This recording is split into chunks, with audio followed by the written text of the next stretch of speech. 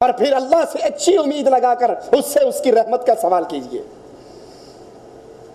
ان الذين آمنوا والذين هاجروا وجاهدوا في سبيل الله اولئك يرجون رحمت الله والله غفور رحیم۔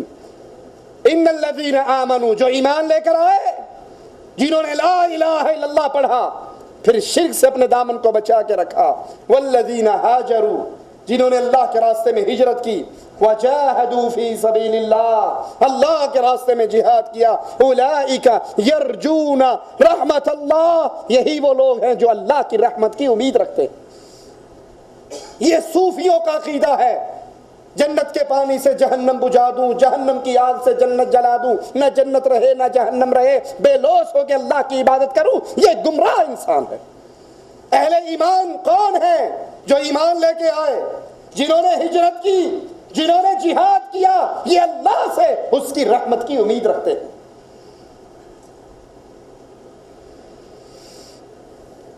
اپنے ایمان کو خوف اور امید کے درمیان رکھیے، اور جیسی اللہ سے امید لگاؤ گے، مالک کہتا ہے میں اپنے بندے کی امیدوں کے مطابق ہوں۔ اس لیے حدیث میں آتا ہے، مسند احمد میں، رسول اللہ صلی اللہ علیہ وسلم سے سوال کیا گیا کبیرہ گناہ کون سے ہیں؟ تو آپ صلی اللہ علیہ وسلم نے فرمایا اللہ کے ساتھ شرک کرنا کبیرہ گناہ ہے۔ اسی طرح اللہ کی رحمت سے مایوس ہو جانا کبیرہ گناہ۔ ہمارے اکثر شیطان مایوس کر دیتے ہیں، اور جی میرے بڑے گناہ میں نہیں معاف ہونا، میں معاف، مجھے کہاں اللہ معاف کرے گا، میرے تو گناہ ہی اتنے۔ یہ اللہ کی رحمت سے نا امید ہے، مایوس ہے۔ اللہ کی رحمت سے مایوس ہونا یہ کبیرہ گناہ ہے۔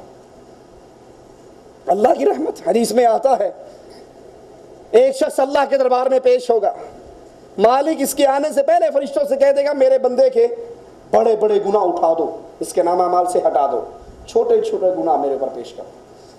اللہ اس سے پوچھے گا فلاں ٹائم تو نے بندے یہ کام نہیں کیا، فلاں گناہ نہیں کیا، فلاں گناہ نہیں کیا۔ یہ کانپ رہا ہے، ڈر رہا ہے کہ بھی چھوٹے چھوٹوں پہ اللہ اتنی پوچھ کر رہا ہے، تو جب بڑی بڑی ڈائریاں کھلیں گی تو پتہ نہیں کیا ہوگا میرے ساتھ، مارا جاؤں گا میں تو۔ کانپ رہا ہے، ڈر رہا ہے، سارے گناہ پوچھ کے اللہ کہتا ہے فرشتوں اس کے سارے گناہوں کی نیکیاں بنا کے اس کو عطا کر دو۔ بندے کو تھوڑی سی ہمت ہوتی ہے، بندہ کہتا ہے اللہ میں تو کچھ بڑے بڑے بھی کیتے سن، وہ کدھر نے؟ کچھ بڑے بڑے گناہ میں نے کیے تھے، وہ کہاں ہیں؟ یعنی چھوٹوں کی چھوٹی نیکیاں بنی ہیں تو بڑے گناہوں کی بڑی نیکیاں بنے گی۔ صحابہ کہتے ہیں اللہ کے نبی یہ فرما کر اتنا ہنسے کہ آپ کی داڑھیں مبارک بھی نظر آ گئی۔ یہ اللہ کی رحمت ہے، اللہ اپنے بندے سے رحمت والا معاملہ کرتا ہے، اور جو اللہ کی رحمت سے مایوس ہو جائے یہ گناہ کبیرہ کا ارتکاب کر رہا ہے۔ اور اسی طرح اللہ کے مکر و تدبیر سے بے خوف ہو جانا، خوف کا اپنے دل سے ختم کر لینا، یہ بھی گناہ کبیرہ، اور رحمت سے مایوس ہو جانا بھی گناہ کبیرہ۔ عبداللہ ابن مسعود رضی اللہ عنہ وارضاہ فرماتے ہیں بڑے گناہوں میں مزید بڑے گناہ ہیں، اور ان میں اللہ کے ساتھ شرک کرنا، اللہ کے امر و تدبیر سے بے خوف ہو جانا کہ اللہ ڈھیل دے رہا ہے نا، جتنے میں گناہ کر رہا ہوں میرا رزق بڑھ رہا ہے، میرا کاروبار بڑھ رہا ہے، اولاد بڑھ رہی ہے، دنیا کی آسائشیں مل رہی ہیں، یہ اللہ ڈھیل دے رہا ہے، اور وہ سمجھتا ہے کہ اللہ مجھ سے بڑا راضی ہے۔ پوچھو جی کیا حال ہے؟ وہ جی قدرت بڑی مہربان، ماڈل ٹاؤن میں کوٹھی ہے، ایک لڑکا ایک لڑکی، بہترین بیوی، بہترین مکان، بڑی اچھی گزر رہی ہے، بینک کا آفیسر ہوں، ٹھیک ٹھاک جیب بھر جاتی ہے، اللہ خیر صلی اللہ۔ یہ اللہ کی ڈھیل، یہ اللہ نے جو اس کی رسی چھوڑی ہوئی کہ جا جو مرضی کر لے، وہ سمجھتا ہے کہ بس اللہ پکڑ ہی نہیں سکتا۔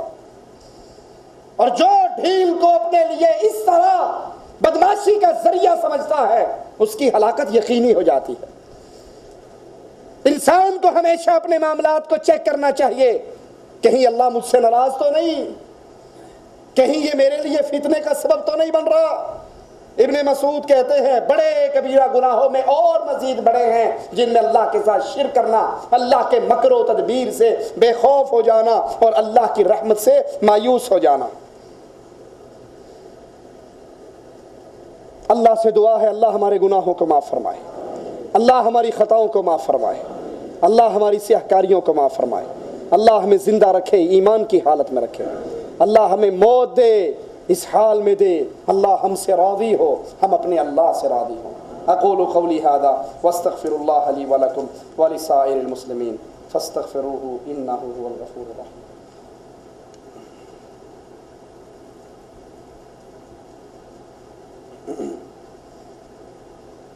یہ ایک بھائی کا سوال ہے کہ ایک دن درس شادی وغیرہ کے مسئلے پر بھی دیا جائے، جو لڑکی والے لڑکے کو جہیز وغیرہ دیتے ہیں اس پر بھی دیا جائے، تو انشاءاللہ اللہ نے توفیق دی تو انشاءاللہ ایک درس شادی کی رسم و رواج اور جہیز کی لعنت پر بھی ضرور دیں گے انشاءاللہ۔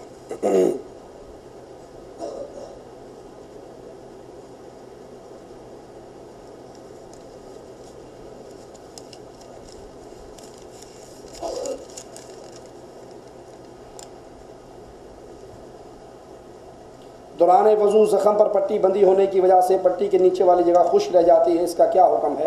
ایسی زخمی جگہ پر جس پہ پٹی بندھی ہوئی ہے صرف آپ ہاتھ سے مسح کر لیں، اس کو دھونا اور گیلا کرنا درست نہیں ہے۔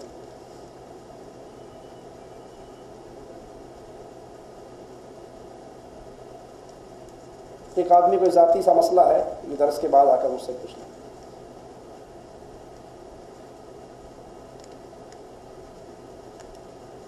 پاکستان میں یوسف کا خواب نام سے کتاب بکتی ہے جس میں خوابوں کی تعبیریں لکھی جاتی ہیں، کیا یہ تعبیریں درست ہیں؟ واللہ اعلم، میں نے کتاب نہیں دیکھی۔ رات کو آنے والے خواب کی تعبیر کی کیا حقیقت ہے؟ کچھ کہتے ہیں دن کے اوقات میں پیش آنے والے واقعات خیالات کی صورت میں رات کو ذہن میں گھومتے ہیں۔ دیکھیں، نیک خواب اللہ کی طرف سے اہل ایمان کے لیے اشارہ بھی ہوتے ہیں، بعض چیزیں خواب میں دکھا بھی دی جاتی ہیں، اور بعض دفعہ پیٹ بھر کے سو جو سارا دن سوچتے رہتے ہو وہ بھی خواب میں آتا رہتا۔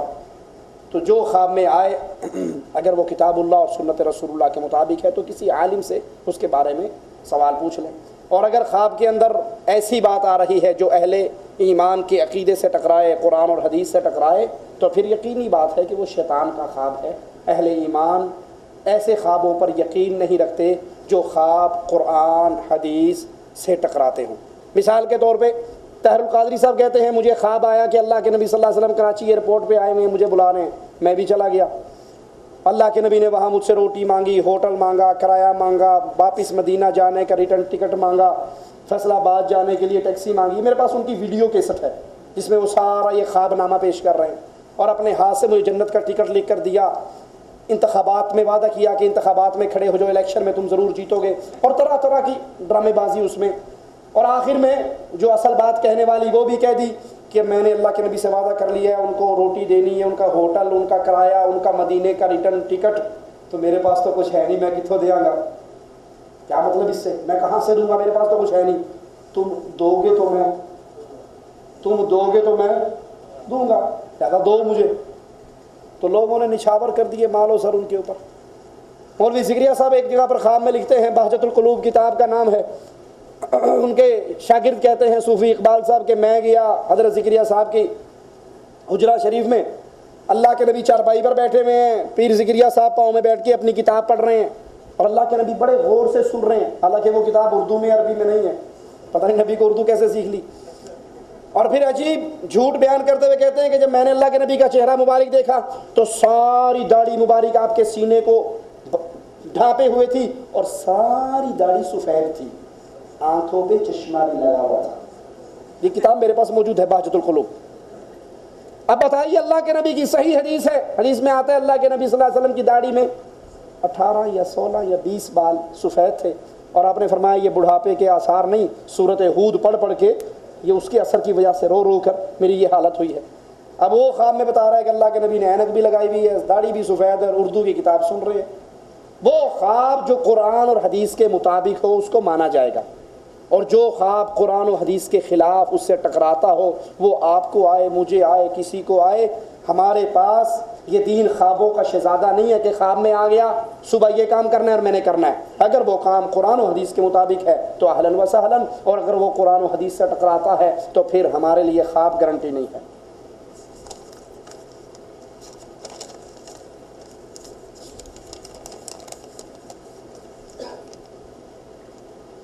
نماز میں رکوع سے کھڑے ہونے پر رفعین کرنے کے بعد ہاتھوں کو دوبارہ سینے پہ باندھا جائے چھوڑ دیا جائے، دونوں طریقے درست ہیں۔ نماز میں تکبیر تحریمہ کے بعد سبحانک اللہم و بحمدک اور تعوذ و تسمیہ پڑھنا ضروری ہے یا الحمد شریف سے شروع کریں؟ نہیں، آپ جب نماز شروع کریں تو یہ دعا پڑھیں، پھر اعوذ باللہ پڑھیں، بسم اللہ پڑھیں، پھر سورۃ الفاتحہ پڑھیں۔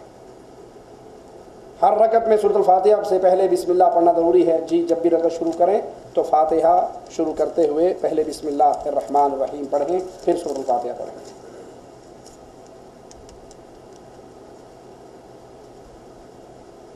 اردو زبان میں مسلم ٹی وی 1 کے نام سے ایک چینل آتا ہے، ان کے درس کے متعلق معلومات چاہیے کہ چینل کن لوگوں کا ہے؟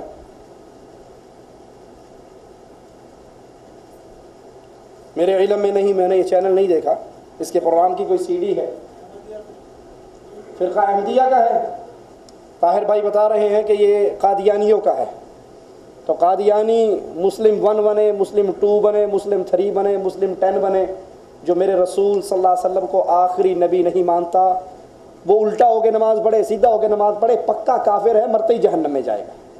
اور ایسے لوگوں کا چینل سننا حرام ہے، خاص طور پہ وہ مسلمان جن کے پاس اسلام کی مکمل تعلیمات نہیں ہے کہ کہیں وہ ان کی باتوں میں آ کر الجھ نہ جائے اور شبہات کا شکار نہ ہو جائے۔ رسول اللہ صلی اللہ علیہ وسلم نے فرمایا تھا لا نبی بعدی، میرے بعد کوئی نبی نہیں، میں آخری نبی ہوں۔ آپ نے اپنی مثال بیان کرتے ہوئے فرمایا کہ میری اور انبیاء کی مثال ایسے جیسے بہت خوبصورت محل بنا ہوا، اور جو بھی آتا ہے اس محل کی تعریف کرتا ہے، بڑا خوبصورت محل ہے، ایک اینٹ کی جگہ خالی ہے اور وہ ایک آخری اینٹ میں ہے، اینٹ لگ گئی، محل پورا ہو گیا۔ رسول اللہ صلی اللہ علیہ وسلم نے فرمایا میرے بعد کوئی نبی نہیں، تمہارے بعد کوئی امت نہیں، تم آخری امت، میں آخری نبی۔ اب اس کے بعد قادیان سے کوئی اٹھ کر کہے کہ نہیں میں سٹپنی نبی ہوں، میں ڈمی نبی ہوں، 2 نمبر، وہ تو چلے گئے لیکن تھوڑا سا کچھ نہ کچھ مجھے بھی دے کر گئے۔ اللہ کے رسول صلی اللہ علیہ وسلم کے بعد نبوت کا دروازہ بند ہو گیا۔ اب کوئی اور نبوت کا اعلان کرے تو وہ پکا ٹھکا کافر ہے، ان کے ساتھ رشتہ داری حرام ہے، ان کے پیچھے نمازیں پڑھنا حرام ہے، ان کو بیٹی کا رشتہ لینا دینا حرام ہے، ان سے محبت کرنا حرام ہے، ان کی مجلسوں میں جانا حرام ہے۔ بظاہر وہ نماز بھی پڑھتے ہوئے نظر آئیں گے، روزے رکھتے ہوئے نظر آئیں گے، تسبیحیں کرتے ہوئے نظر آئیں گے، داڑھی رکھتے ہوئے نظر آئیں گے، وہ جو مرضی کر لے۔ اسلام کی بہت بڑی بنیاد ہے کہ محمد کریم صلی اللہ علیہ وسلم کو آخری رسول مانا جائے۔ جس نے اس کو گرا دیا اس کے باقی کسی عمل کی